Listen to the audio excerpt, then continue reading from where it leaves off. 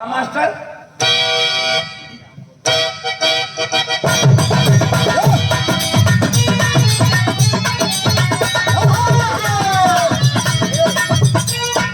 सुंदर पुष्पहार और तारीफ करीला जो उनकी समाज के लिए संदेश बा। राइटर को धन्यवाद है जो इस गीत को लिखा है।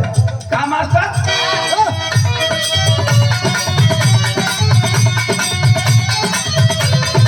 इस समाज के संदेश राइटर गीत के माध्यम से दे रहा है। क्या दारू बजारू है चढ़ जाला हो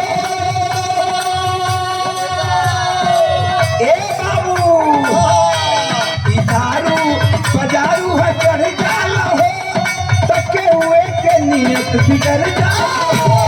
दारू बजारू है चढ़ जाला हो तके हुए के नियत बिगड़ जाला हो।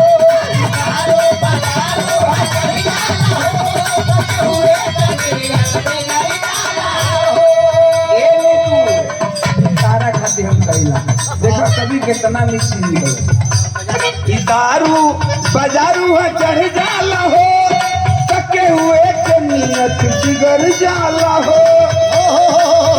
चले चिकना काम ये गुगुनिया से, चले चिकना काम ये गुगुनिया से, गुगुनिया से लेक बड़ी से लतोहरा न दुनिया से, लेक बड़ी से लतोहरा न दुनिया से हिलावे लो कमाना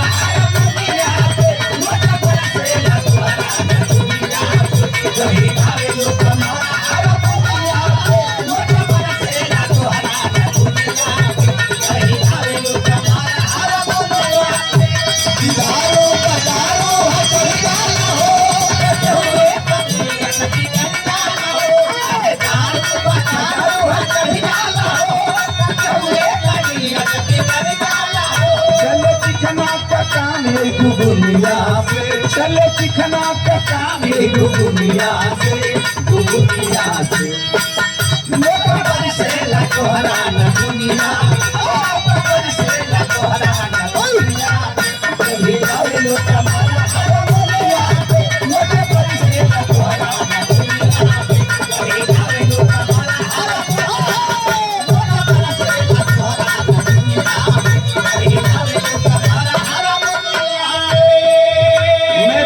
करता हूँ उस राइटर को और गायक को भी, लेकिन ये कोनो नया चीज ना हो, ये बहुत पुरान गीत है। एक पैरोडी कई बार गाई जा हमन कर। हाल क्या है दिलों का न पूछो सनम, हाल